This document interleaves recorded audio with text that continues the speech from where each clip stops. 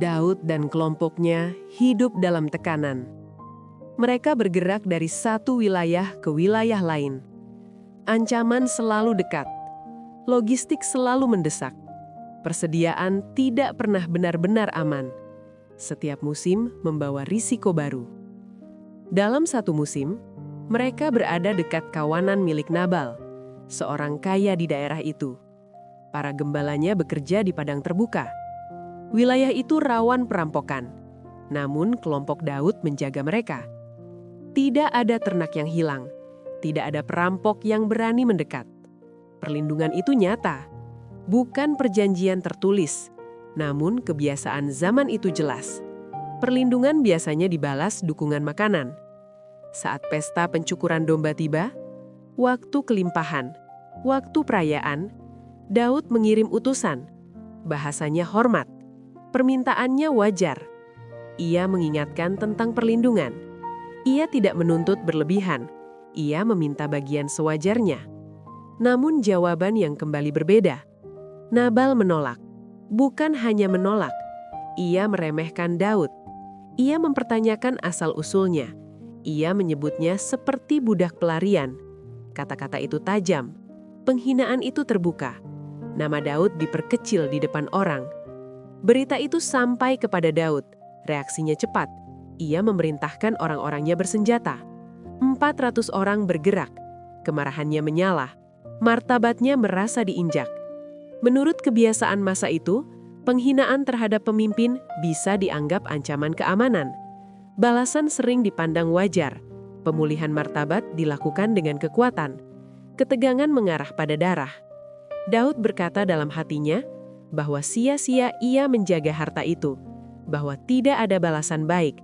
Ia bersumpah keras bahwa tidak seorang pun lelaki akan tersisa. Rencana itu hampir final. Di rumah Nabal, para pelayan gelisah. Mereka tahu risiko. Mereka mengenal sifat tuan mereka. Mereka juga tahu siapa Daud. Berita itu sampai kepada Abigail. Abigail bertindak cepat. Ia tidak menunggu izin. Ia menyiapkan roti dan anggur, domba dan gandum. Persediaan dibawa tergesa. Ia pergi menyongsong Daud. Pertemuan itu terjadi di jalan. Sebelum pedang diangkat. Ia turun dari keledainya. Ia bersujud. Ia berbicara dengan terukur. Ia mengakui kebodohan rumahnya. Ia tidak membela suaminya. Ia meminta Daud menahan tangan. Ia berbicara tentang masa depan, tentang janji yang lebih besar, tentang tahta yang akan datang. Ia berkata bahwa darah tidak perlu ditumpahkan, bahwa balasan ini akan menjadi beban, bahwa tangan Daud seharusnya tidak ternodai. Ia mengalihkan fokus dari penghinaan sesaat ke konsekuensi jangka panjang. Kata-kata itu menembus kemarahan. Daud terdiam. Ia melihat kemungkinan lain. Ia menyadari bahaya emosinya. Ia mengakui intervensi itu. Ia berkata bahwa Abigail mencegahnya dari menumpahkan darah tanpa alasan. Ia menghentikan langkahnya. Pedang tidak jadi diangkat. Rencana berubah arah. Konflik bereda sebelum pecah.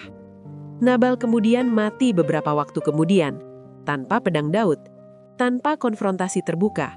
Abigail diselamatkan. Rumahnya tidak dihancurkan. Peristiwa itu meninggalkan jejak. Daud belajar sesuatu, bahwa kemarahan cepat berbahaya, bahwa martabat tidak selalu dipulihkan dengan darah, bahwa suara bijak dapat mengubah arah.